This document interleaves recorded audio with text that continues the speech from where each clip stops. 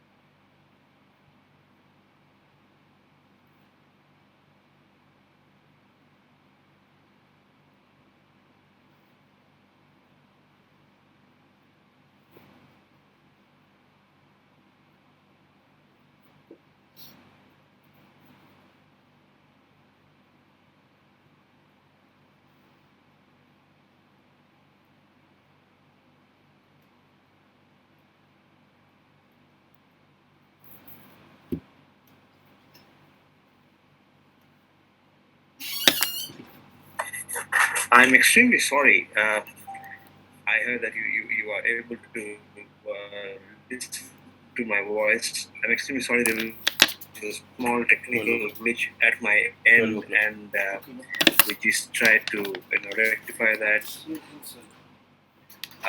Hopefully, things are fine. Okay, so I just left at a point when I asked you this question: that what is research? And definitely, scientific research that we talk about and the course that you're going through in research methodology is certainly not the kind of research examples that I gave some time back. It is actually beyond that. If I really ask you, as to what exactly do you feel would constitute scientific research, I should have some kind of an understanding of that.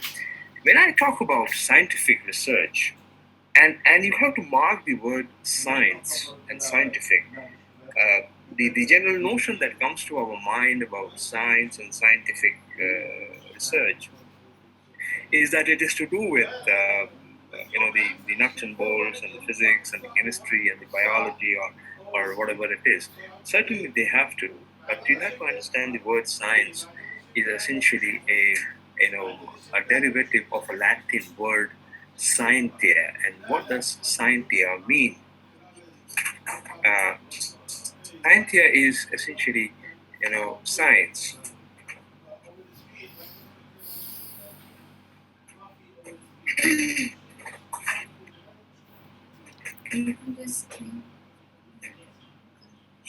I think there's somebody who is raising a hand and asking that possibly somebody. I mean,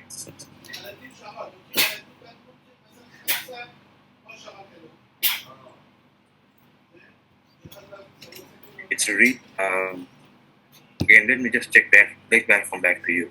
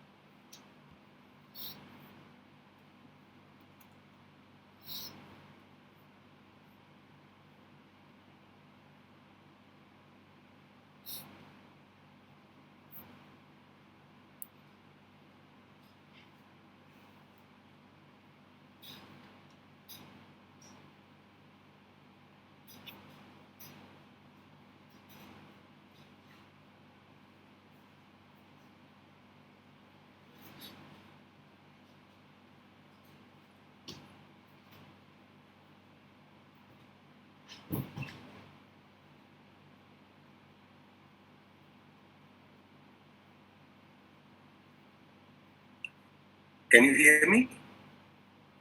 Can everyone hear me? Is my voice audible?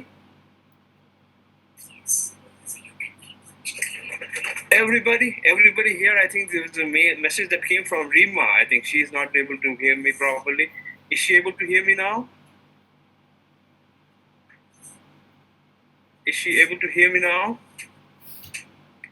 Now, others I can see, yes, Sam, Dilip, and Ravi. I think they can listen to me, and I think Rima is having some problems. I'm just awaiting a confirmation from Rima if she can hear me properly.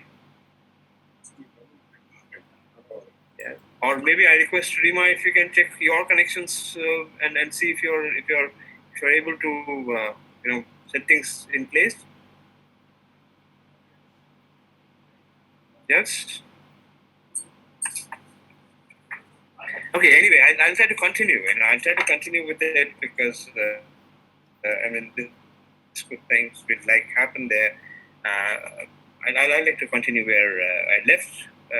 Maybe I'm just awaiting Rima to look at research, and particularly scientific research. Scientific research, essentially, when we really look at it, scientific research is different from the kind of research that we generally do. And when we talk about doing that, and scientific research is supposed to, have two things. One is to contribute to the body of knowledge,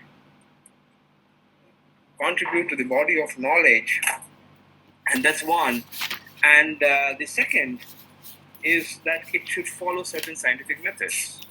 And that's exactly what I'm going to talk about, when I'm going to talk about in this session, that what exactly does it mean, the body of knowledge and the scientific method that we are trying to talk about.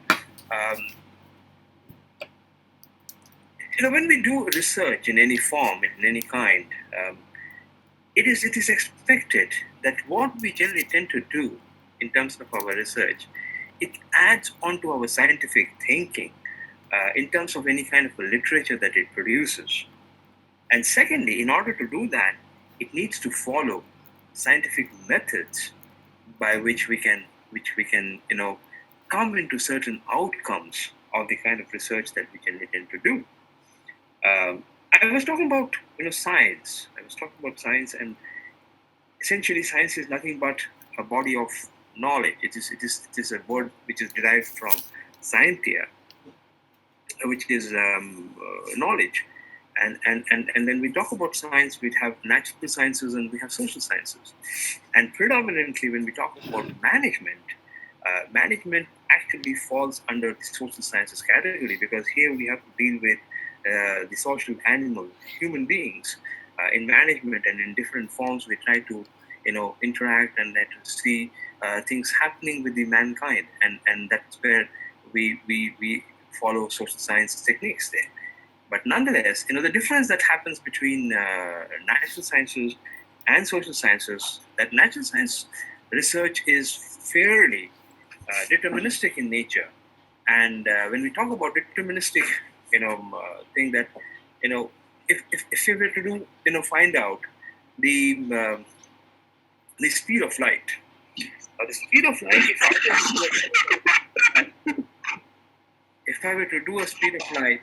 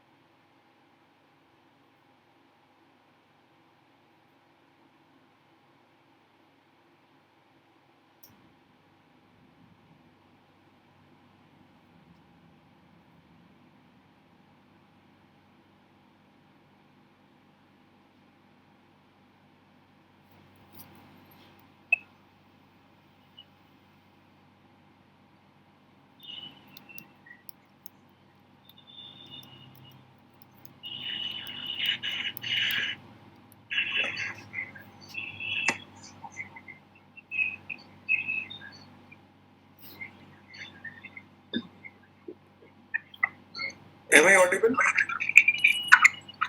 I request all of you to kindly put your mics on off. You are requested to kindly put your mics on off. That disturbs. Can you hear me? Can everybody hear me? Can we continue? Okay. Okay, I think we've tried to put some things in place. There's a lot of audio issues here.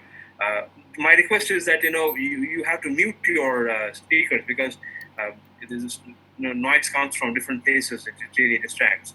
So just I request you not to switch on your mics. Just if you have any question to raise in between, you can always send it through the chat window. I will be able to respond to them during the lecture, or as well, or maybe at the end of it. So okay, I'll repeat in the sense that okay, I will start from a point where I had left, but I'll try to gather on that. Okay, just let me just catch up with what I've been saying so far. I was talking about research, and when I was talking about research, the scientific research, the academic research that we generally tend to do, revolves around two things. The first thing is to be able to contribute to the body of knowledge. That means we, in our way of doing a research, should be able to contribute to the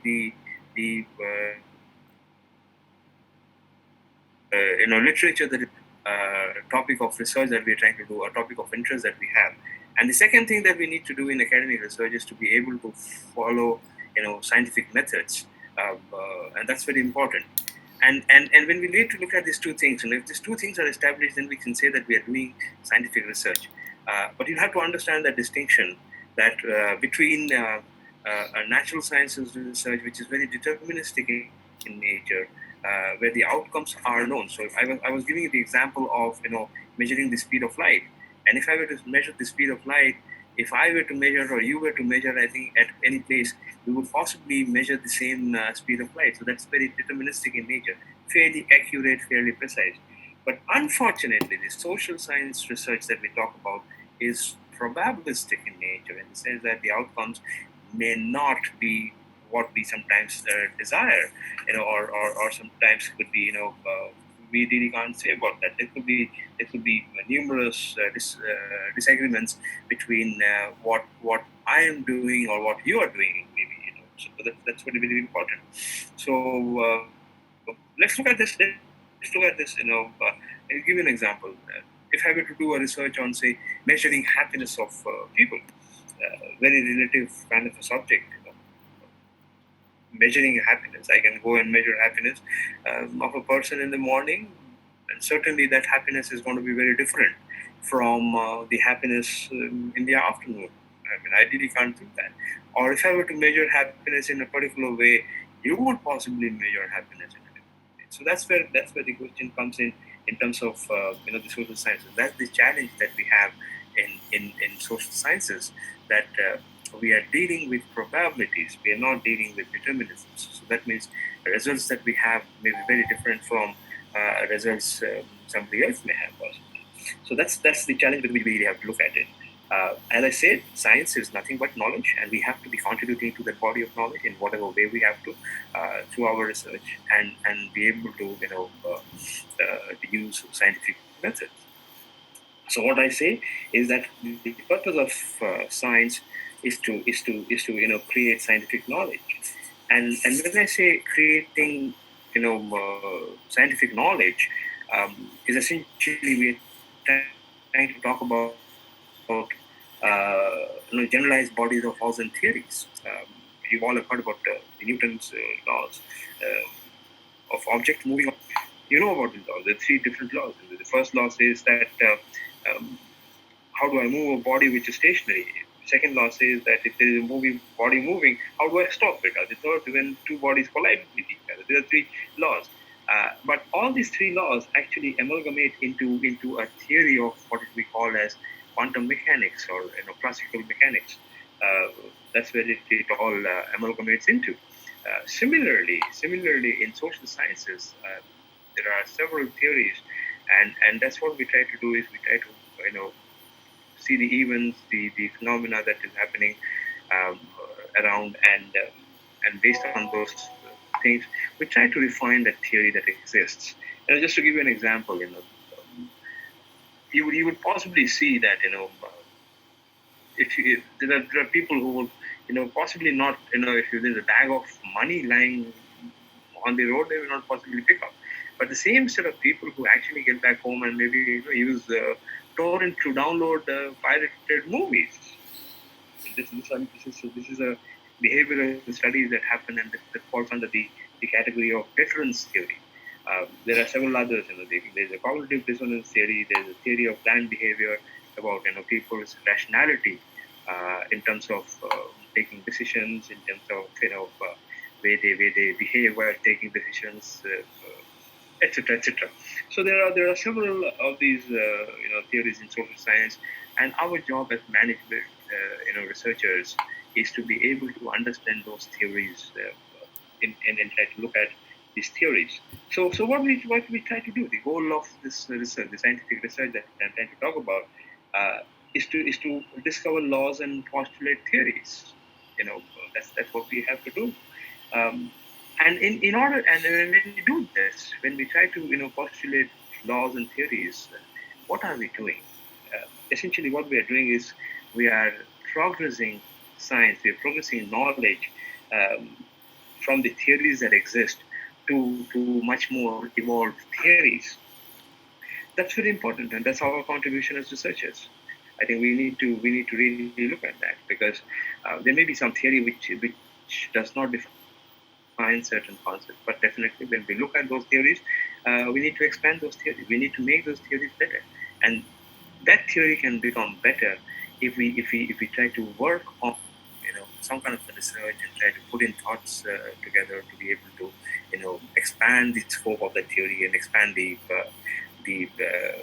understanding of the theory, such that subsequent researchers can actually learn from those theories. So what do we have here? In a very simple way, when we are talking about scientific laws and postulating those theories that comes in here, we essentially are trying to talk about two things. And what are these two things? The first is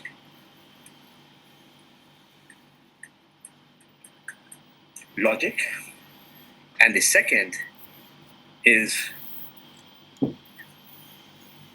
observations. So I'm sorry, I've not been able to write it well. Let me just try to put it once again.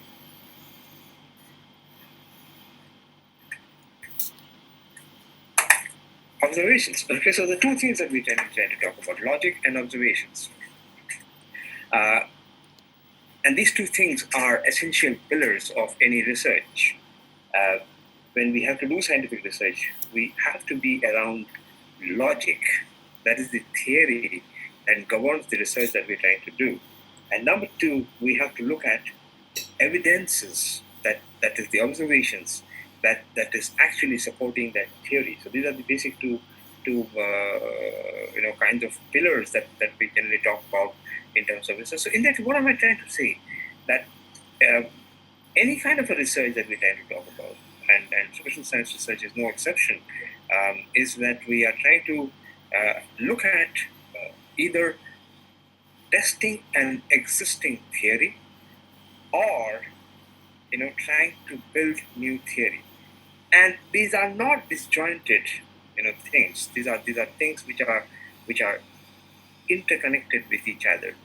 So and as I said, it is the theory and the evidence that actually has to come in together to be able to enrich the body of knowledge that we're trying to have. So that means when we look at generalizing from certain observations. So maybe I try to observe people who do online shopping. So maybe I can that can lead to some kind of a theory building. So generalization based on some understanding of people trying to do online shopping. Generalize that. So that is what I try to do. I try to actually do a theory building in the entire thing. Or the second could be that people behave unpredictably when it comes to online shopping. There's theories which are built around that. And then if I were to test certain hypotheses, will that work in the population of Dehradun or anywhere else? So that's what I'm trying to do, is that there's a theory which exists, and I'm now trying to test certain hypotheses that this theory that exists works or may not work, depending on the kind of research, the kind of data that I would have gathered and tried to analysis that I tried to do. So essentially, what I'm trying to say is that there are two pillars. The pillar number one is the theory. The pillar number two is the observation. And when we have generalizations from the observations coming up, we have what we call as inductive research. And when we have theories which throw up certain hypotheses and we try to test those hypotheses, is when we are trying to look at what we call as deductive research. So there are two kinds of research which works hand in hand. There's an inductive research and there's a deductive research which work together. And when we look at inductive research, we are trying to talk of theory building, and when we are trying to talk of deductive research, we are talking of theory testing. So these are the two things we generally have when we talk about research, and both have to happen in some flavor or the other. So essentially, now that just to have a small brief here. So, do you understand that what could be the possible skills that would be required if you were to do and use these two pillars of research? Is somebody wanting to say that? What kind of skills would be required for dealing with research, scientific research that we talk about, where the pillars are logic and evidences?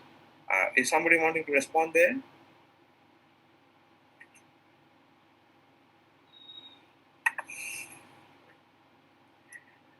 Yes, data gathering, Sam. You have written data gathering and data analysis. Certainly, yes, that's one side of the story. But that is possibly comes fairly towards the end of the research process. And I'm going to talk about that when I'm trying to talk about the whole canvas that one is talking about. Certainly, you need to know data gathering and data analysis. But with logic and observation, the two basic skills that I need to have is know what and the know how.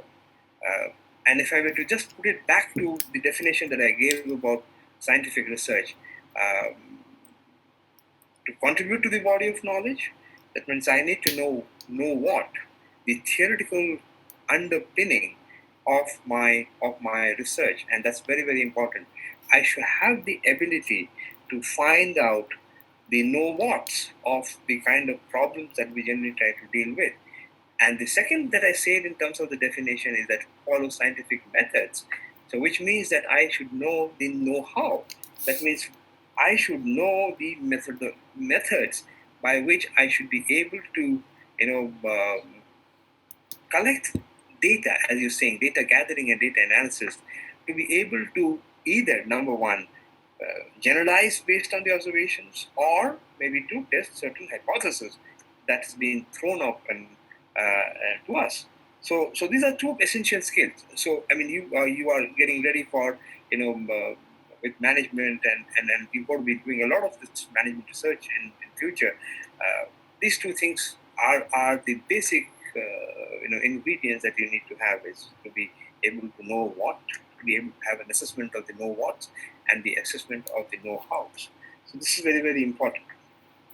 Okay, so moving further, so the skills that you have, and now we move forward by asking these questions. Typically, what kind of questions do we ask in research? And that's very important to address these. So what kind of questions are we asking? Essentially, there are three kinds of questions that generally come in any kind of a research, and more so in management research. The first kind of research is descriptive research. And what do you mean by a descriptive research? Descriptive research is I should be able to describe an event or a phenomenon, and that's where if I were to do a research on that, that would possibly classify into descriptive research. And just to give you an example of this, that I want to find out that what would be the percentage of population who would possibly vote during the forthcoming elections. That's I'm trying to describe. That is it going to be a good voting? It's going to be a bad voting. It's going to be voting towards a particular party, or it's going to be otherwise, whatever way. So that's one way of that's the descriptive part of the research. The second research that we generally tend to do is relational, where we try to find out the relationship between two variables. So if I have two variables, variable A and a variable B, if I can find the relationships between these two variables, and what does this variables are? Like just again giving the election example, I want to find out, is there a relationship between gender and a preference for a particular party? Now, I can have data collected, which can say that females vote towards the party X, and males vote towards party Y, and try to possibly create that kind of relationship, and maybe able to come into some kind of conclusions. And the third kind is the causal research. It's not casual, it's causal. CAUSAL, causal. And you got to be careful about that U. I mean, the moment you try to put that U, change the position of U, the whole meaning changes sometimes of research. So you have the causal research. So when we talk about this causal research is trying to find out the cause and effect relationships. That the variables that we have, that the different kinds of variables, and we try to see that is there something which is causing an effect on another variable. And again, taking that election example, I mean, just extending on that example. So if I were to study the cause of, say, maybe an advertisement campaign by a political party, and the outcome in terms of people preferring a particular party to vote, what I'm trying to do here is I'm trying to do a relationship between a cause and effect relationship between the advertising and the voting preferences. So I'm trying to do this, two relationships. I'm trying to find a causal relationship, which is different from the relational. When I'm not trying to find, I'm trying to find what is called as an association between these two, between gender and a preference for a particular party.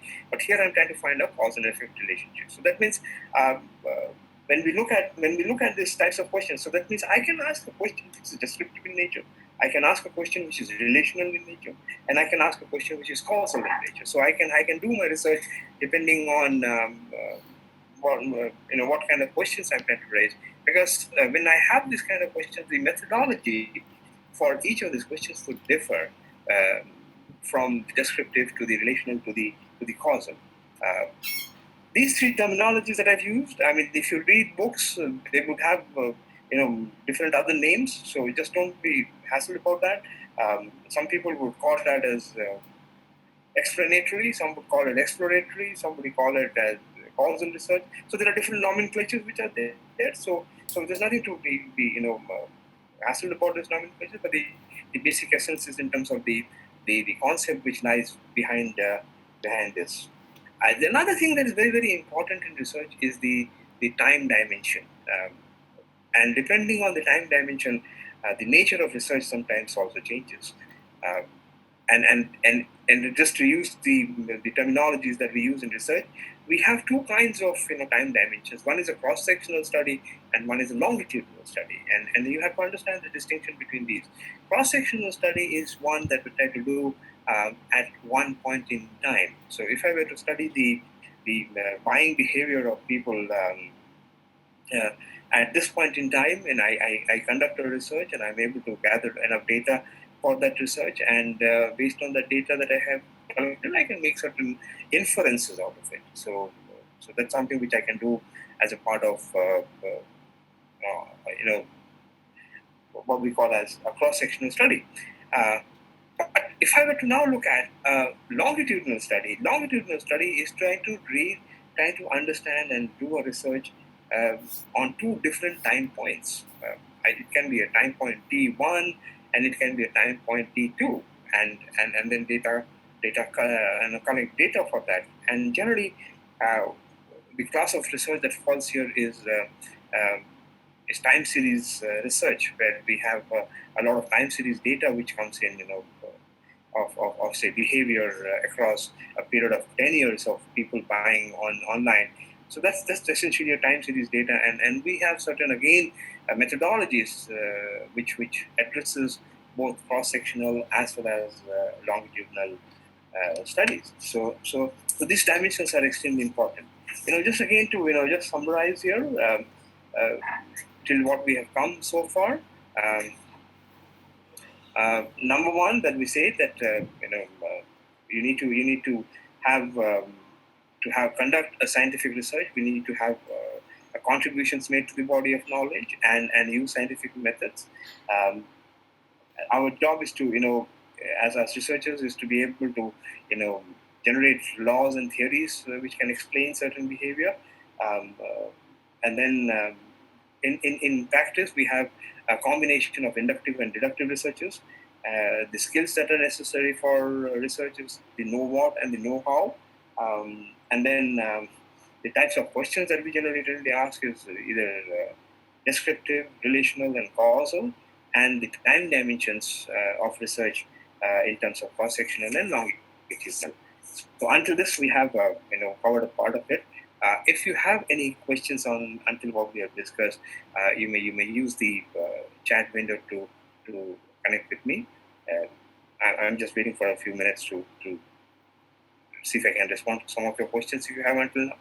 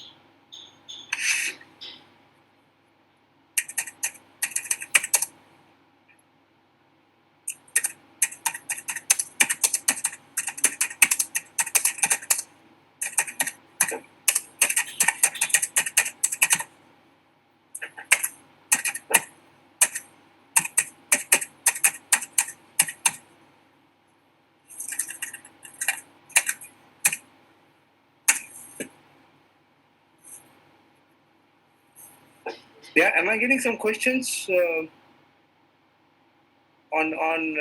until what we have discussed so far? All right, I move ahead. Okay, so let me just, if you don't have any questions, maybe you would like to ask me questions at a later point in time, you're most welcome to do so. Let me just continue with where I left now.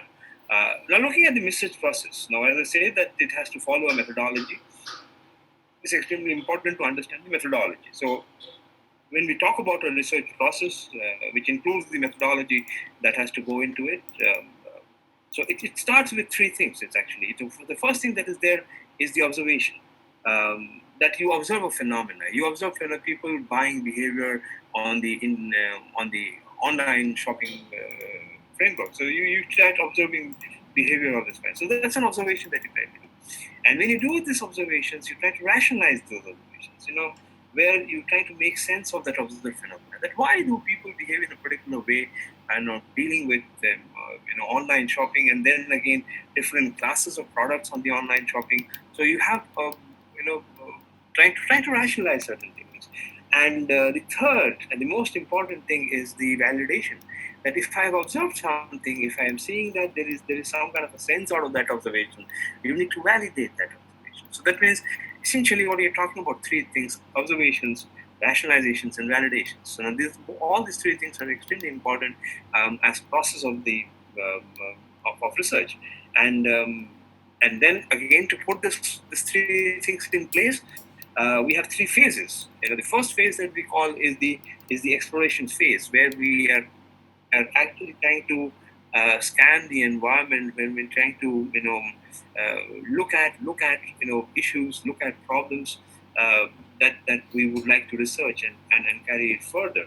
So that means the first stage, the first phase of the entire research process or the research methodology is to be able to explore and is to explore. And when we are talking about exploring, there are again certain activities which go into explorations, and it all starts with what you call as a research question. So until you have a research question, we possibly could not move further. In a sense that as I said, that I want to study why. What are the factors that motivate people to buy online? Now that could be a research problem that I have.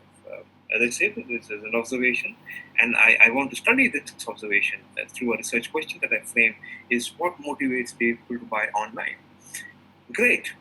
So if I have that question and I need to move further, uh, how do I move further? As I said, the second thing that I need to do is to rationalize it. And how do I rationalize it? It's extremely important to see that what is it that I can do to rationalize that what motivates people to buy online. And that rationalization could come from what we call, and one of the most important aspects of a research is the literature review. We need to understand that is there any existing theory which talks about motivations of consumers buying online or offline or whichever way it is. So we try to understand that who are the people possibly trying to work in the same area, or what are the basic theories that actually govern that. All this idea is extremely important, and that's one of the most important parts of the entire exploration stage. That I need to go and rationalize a phenomena, an observation that I would have possibly had through any existing body of knowledge. Because remember, as I said, my job as a researcher is to expand that body of knowledge with my findings, such that somebody else tomorrow who is going to be a researcher could then build on to my understanding, my research, my contributions, and then build it further.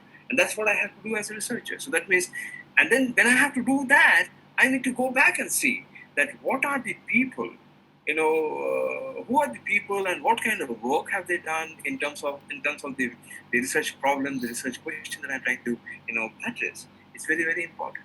And what it throws open as a result of doing a lot of reading of literature is the gaps that I can find that exists in this. So that means I would have had a level of abstraction by saying that I want to find out the factors motivating people. That's a kind of an abstraction that I have. But the more I will try to read and review literature that is existing on this particular subject, I would start understanding the abstract concept into further things that can throw open a lot of new dimensions into my research. So this becomes extremely important, and that's where it comes in that theory is very, very important in this. And remember one thing, that there is nothing in practice that does not have a theory, and vice versa. So this is very, very important to understand these basic facts. So that means when I try to explore, I explore with the basic starting question, which generally is my research question. And then when I read through a lot of literature, I try to identify certain gaps that exist in the knowledge that is available. And that is what I need to address as a researcher. And when I have to do that, the second thing that I do is my research design. The second phase of my entire research process is to design the research. And in order to be able to design my research, I do operationalization of that research, that abstract concept that I have. Now, in this the research problem that I just talked about, the how factors motivating people. Now, I need to know what is the operational definition of motivation. Now, operational definition of motivation for me could be one. Operational definition of motivation for somebody else could be something else. So it is very, very important that how do I need to now define the operational definition for this the motivation that I'm trying to talk about. So, having said that, that's the operationalization part of it. That I will have to now expand on, and this is the terminology that we use in research, is a construct.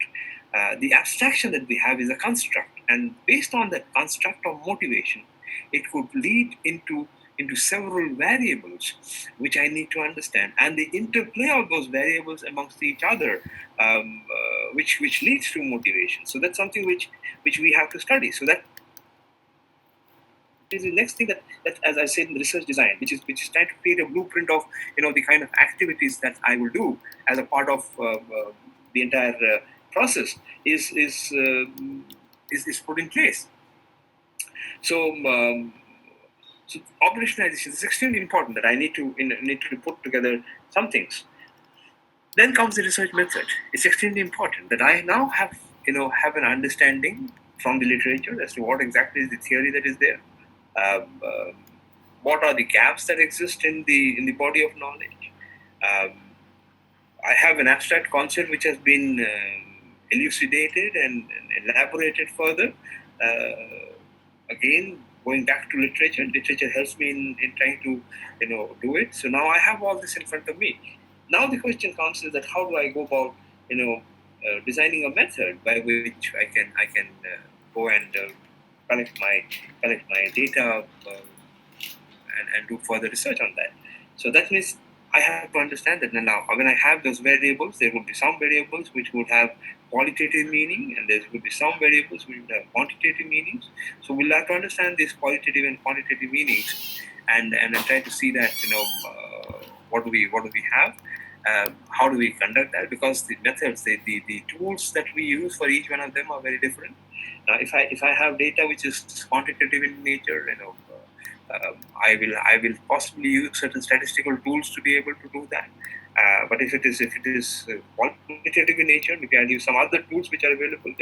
There are tools like ethnographic studies, or there are tools like coding, grounded theory, etc., etc. So there are different qualitative tools which are available to us to able to do further analysis on them. So this is something which is very, very important. So we understand that the research method that is going to be followed to be able to deal with the variables that we have identified through an operationalization process in order to go ahead for it. So this is where we come. So what we have now, we have a problem in hand that we need to address through research. We try to rationalize that problem through a lot of literature and try to find gaps that is there in the body of knowledge. Then we have tried to formulate an abstraction of the thought and further break it into variables. And then we are now setting up that we are going to have either qualitative or quantitative or both. And more often in research, in practical research that we tend to do is we have both sometimes taken up. So you have that. So what have we now? So this is where we have to go ahead. Now, I'm going to say that I'm going to do a research on motivation of consumers for online shopping. Now, does it mean that I need to go to everybody who shops in that? And if I were to do so, I may possibly not have the energy and the resources to be able to address that issues. So that becomes extremely expensive activity to be able to go into everybody and then figure out that how do they behave and what is it that motivates them to purchase there. So it becomes important that I need to know who is my target population. So I know that okay, the people who generally shop, and which could be in several millions possibly across the world. Now my challenge is that out of that millions of people that is there, what should I study to be able to generalize the observation that I have? That's where we talked about the inductive reasoning of the knowledge, and then we may formulate certain hypotheses and then try to test those hypotheses. and it goes on like that. So it is extremely important that I now know that I am going to study a part of the entire population which gets motivated to do online shopping. So that means one of the most important part of the research design is the sampling strategies. So how much is enough to be able to conclude um, in terms of make certain inferences which could be generalized towards buying behavior of people and motivations of people buying online. So something like that. So this is something very very important. So this is something which comes in here. So that is now the exploration and the research design generally culminates into some kind of written report. Um, some people call it a proposal. Some people call it a synopsis, because that's something which is giving you the basic understanding of what exactly are you wanting to do and how you are intending to move ahead in terms of what you had actually envisaged as a starting research question. Uh, and then generally we try to share with peer researchers our understanding of the problem, and that could possibly lead to some kind of input to further refine the work that we generally tend to do. Okay, so having done that, now having designed the research, it's time that we actually get down to the field to be able to do an execution of the research, and that's the third phase.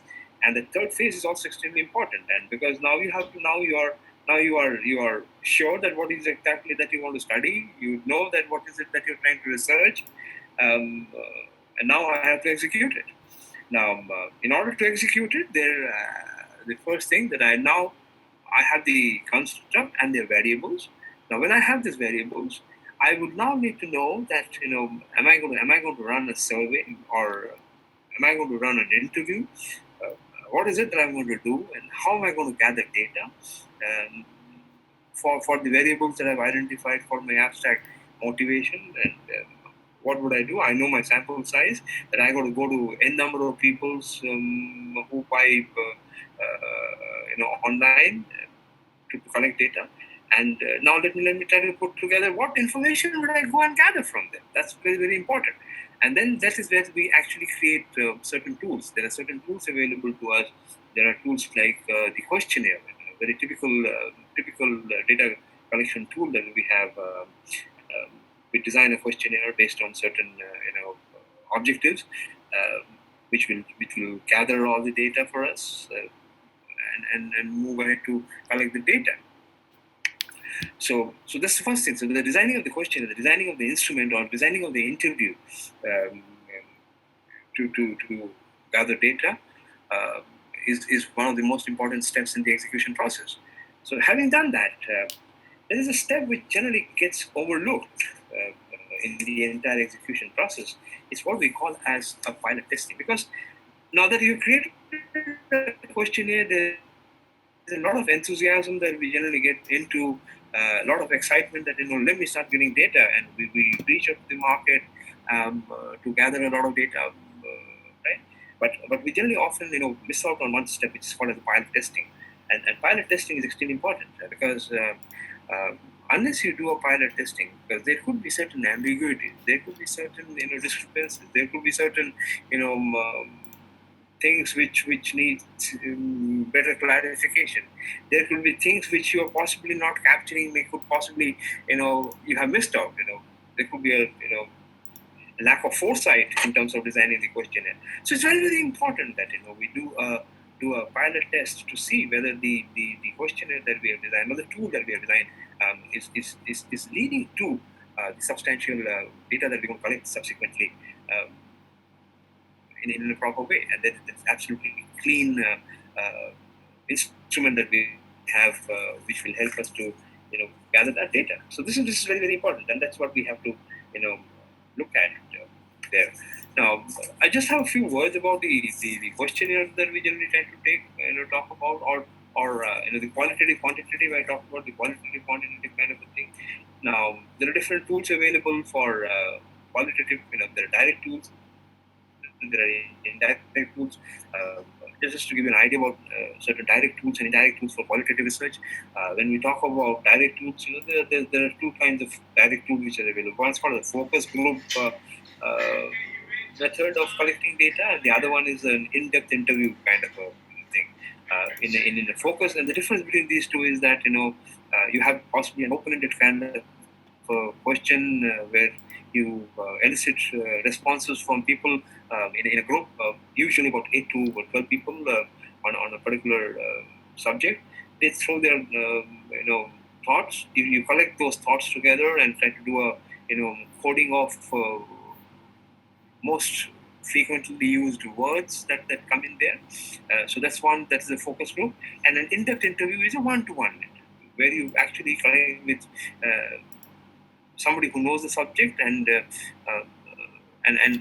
probe him further by asking what explains this, why it explains this, etc., etc. So you just start probing in an in-depth interview and try to find out more data about that. So that's the direct form of qualitative research. And then there are certain indirect methods. We have what we call as word associations. I don't know, many of you would have possibly seen some researchers come to you and ask you questions that I'm going to put in some words to you, just see if you can respond to some of these words. So they may ask you a question like, we give you a word like health. Now, what does health mean to you? So you got to give your own thoughts into it. And similarly, this word association would be given to several number of people, and the several number of people would give certain things. Then again, you do what is called as a frequency distribution. You try to create the frequency of words that has been used most by people, and then try to make certain associations out of it. Then you possibly would have seen sentence completions. They would say that Dabur Amla means dash dash dash. So you're supposed to write your own thoughts into it. So things like that.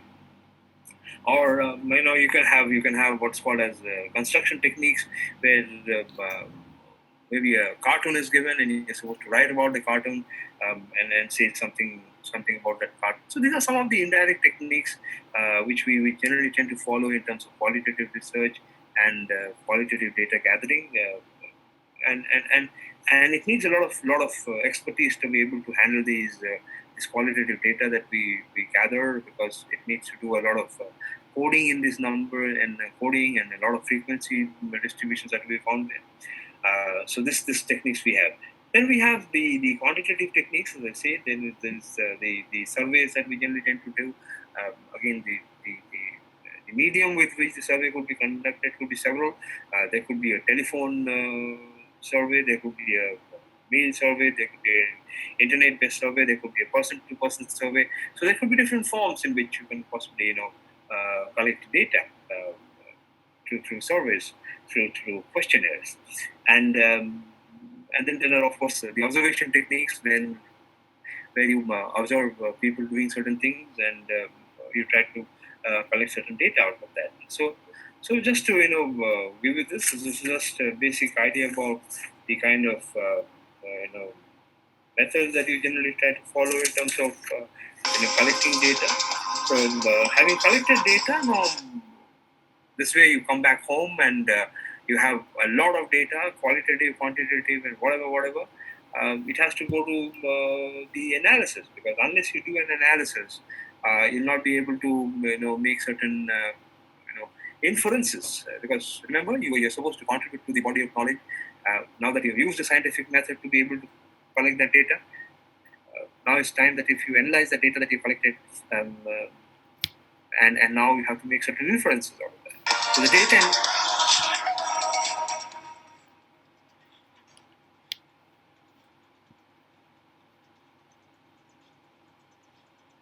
analysis becomes extremely important. Analysis techniques, and just to give you a basic idea about that, I'm just specifically talking about quantitative methods. You started off with a sample. Now, the next thing that you need to do is what we call as exploratory data analysis. I got the data. Let me try to see the data and see that how does the data look like, both graphically and numerically. So we looked at both this data and tried to find out is there some patterns evolving. You have different techniques to do that and to do both of it. Again, what comes in important here is that are you talking about one variable? You're talking about one variable, it does it in a particular way. If you're talking of two variables or multiple variables, they do it in a different way. So there are different quantitative methods, which maybe when I come back to you next session about a month from now, I will deal with some of these analysis techniques and then give you a brief about some of these analysis techniques that we generally tend to do with that data. Okay, so we have this different kinds of analysis. So now, what have we now? We've done an exploration. We have some research questions available to us. We've done a lot of rationalization of that research question through available literature. We try to create an abstract thought in our mind and then throw further the abstract thought into variables that we want to study. We have a research method designed for us, qualitative, quantitative, whatever we try to do. Address the target population through a sample because we're going to be doing certain generalizations at the end of the day. Create certain tools to be able to gather data. Pilot test that, collect the data, and analyze the data. So this is what we generally tend to do in terms of basic research. So essentially, and then when we have done this, the basic part of the research, what comes in is to understand that what is research all about then? It is actually about validation. There are four things which actually contribute to research. And what are those four things? Validity, validity, validity, and validity. Now, what are these four validities? It is the external validity that we talk about. The moment I'm talking about sampling, I'm talking about external validity. And I got to ensure that the sample that I picked up is good enough to help me in generalizing what I intend to do.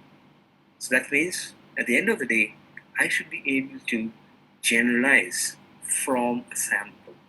And that can happen if there is an external validity established on the method that I have followed. The second is the construct validity. And what is this construct validity? It is because now I have to do certain measurements. I have to measure using certain scales. I have to collect that data based on the measurement. And what is this measurement all about? We have to say measure the behavior, the motivation of people to buy online. So how do I measure that? Based on the variable that I decided. I will have certain scales. There are different scales which are available, which does measurements for us. There are nominal scales, there are ordinal scales, there are interval scales, there are ratio scales. There are different kinds of scales, and that's what we generally tend to do is to use those scales to gather data. We may have different kinds of paired comparison scales, rank order scales. We can have constant sum scales, different kinds of scales available. Then we have Likert scales or staple scales or semantic differential scales. So there are different kinds of scales which actually help us to measure, that what we're trying to do. So when we're trying to see that I'm going to measure this, that means there has to be a validity of the instrument that I'm going to do that, of the measurement that I'm going to do that, and that happens through the second level of validation, which is the construct validation. Now that I have validated my measurement tool, is when I have to design my research. That I'm trying to find out the cause and effect. If this is causing something, that they're there. So the third level of validation that I have when I'm trying to do a design of my research is through what we call as the cause and effect validation, which is called the internal validation. So that means I need to know internally whether the relationship, the cause and effect relationship is valid or not. So that's the third level of validation that we have. And then, as I said, you got to do a lot of analysis of the data that you have gathered. use all kinds of statistical techniques and statistical tools and whatever you would have used. Based on that, you actually have a conclusion validity. So the conclusion validity would possibly help you to see the results that you have, the conclusions that you're making, the inferences that you're making are valid for generalization. So that is what we have. So we have the external validations, then we have the construct validations, we have the internal validations, and we have the conclusion validations. So these are the four validations that we essentially tend to do when we do research, and because we have to contribute to the body of knowledge using scientific methods.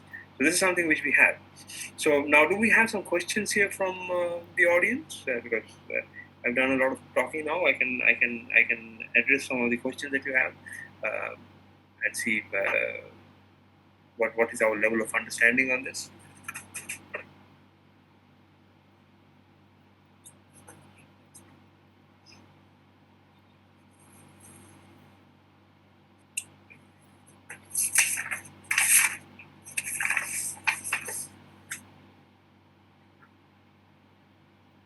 Yeah, am I expecting some questions? I would really appreciate if some of you can ask me some questions. I'll be more than glad to respond to them.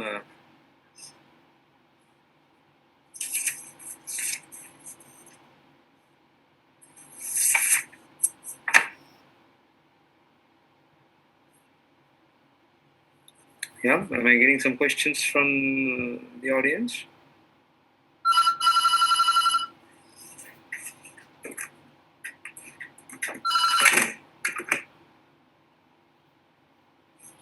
Yeah, I think I have a question here from somebody. Let me see. No, thanks. Oh my God. There's no questions. So, now what do I interpret out of this? Yeah, any other question that you feel I can possibly address? Yeah, or maybe if you can just summarize maybe what I said, some of you can help me, understand that what has been your level of understanding of this, just by summarizing things. Yeah, I see somebody else coming up with something maybe. Okay, there is a question here, and it's extremely important and a very good question that you've asked. Is there any rules for the number of sampling? Yes, there is. Yes, there is. There are mathematical formula which determines how do you calculate the sample size from a population. There are different methods. I don't want to get into that mathematical aspect right now, but let me just tell you what it means. There are two different formulas that you use. One, if you have a fair idea about the population. So if I say that I have a population of about 30 million people, so I know that I have an idea about the population. So if I have an idea about that, I would possibly use a particular formula. Just to give you an indication of the formula, it's a small n, which is calculated by the large N, the capital N, which is the. Let me see if I can write it on the blackboard. So it is. Let me see. Yeah, I'm extremely clumsy on writing on this. So let me just see if I can write it better. Is equal to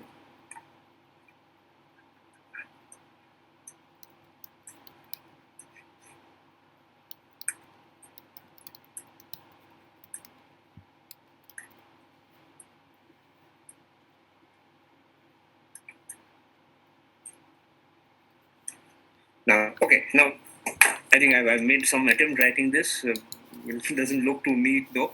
Yeah, the small n that you have here. The small n is the sample size, and the large n that you have is the population. The idea that you have about the population, and p square is the error margin, is the margin of error. So if I say that I want to have an error margin of 5%, so I would multiply this with 0.05 square, the population. So I get some number, So that's when I know the population. And if I do not know the population, in case there are things, I want to find out, of the world, perceptions of people, buying, toothpastes from retail outlets. So I may not have an idea about the kind of population that is there. So based on that, there's a formula which we use, which uses the z-score, and based on that formula, we try to calculate the sample size. These are mathematical treatments, and as of now, I don't want to exactly get into these mathematical treatments. So these two things that we have. One is when you know the population, there is a particular calculation that you do, try to find out the sample size. And if you do not know the sample, the population, you have another formula which is based on a z-score that we generate into z-score and the margin of error. So these are the two things that we generate and to use to calculate the sample size. Yeah, I hope I've been able to address your question.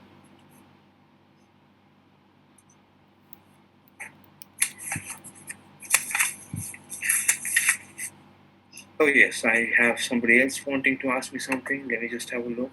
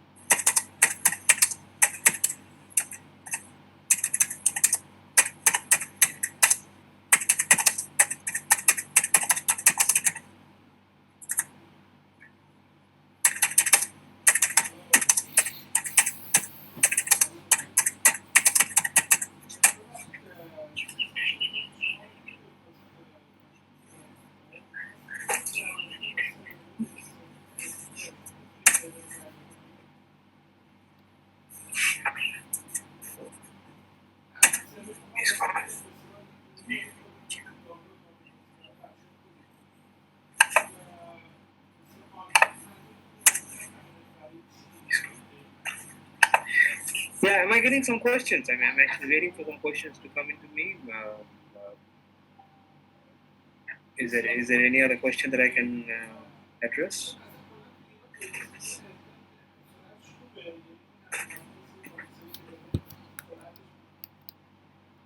Yes, is there something that I can need to address? Okay, so in case there is none, that I possibly leave the meeting. But before I leave, I just just say that when I come back to you in a month's time from now, in my session 2, you can okay. There seems to be something coming up for me. Somebody is sending me something.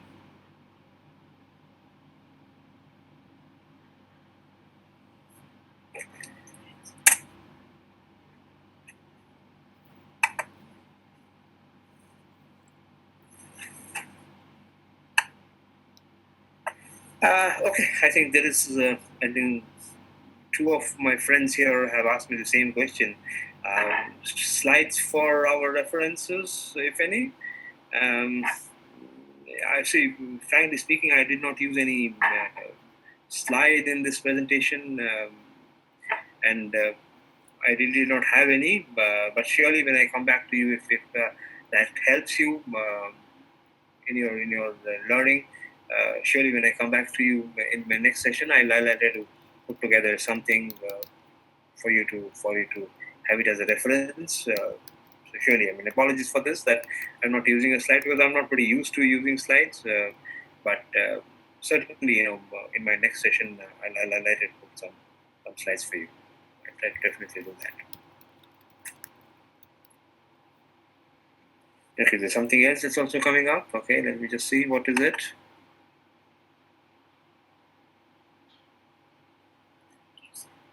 Okay, Dilip, I think I've been able to address your issue. Okay. I think CC is saying something that they're going to put it on the LMS, so you can always listen to me.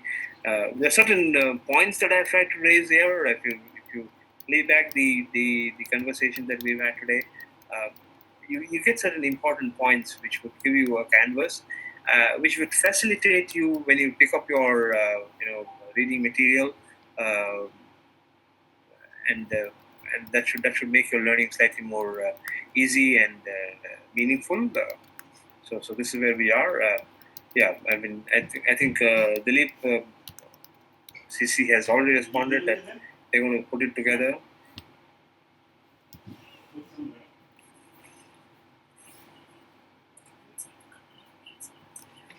Yeah, so they'll put it in a couple of days. They should put it on the LMS in a couple of days, and you should be able to access some of these. For semester 2, yeah, you should be able to see it on the LMS. I'm sure it will. Right. You can address these administrative issues to CCE. I'll not be the right person to address some of these administrative issues. But if you still have some questions on the subject, I think I've shared my email ID to you. You can always write back to me. I'll be more than glad to respond to them and see. I'll try my best to see if I can satisfy you in terms of the question that you raised. So look forward to hearing from you. So thank you very much. You've been a wonderful audience listening to me. And I feel really delighted to use this technology vehicle to connect with you. It really helps, and we meet in a month's time again. All right. Thank you very much. So we see you again.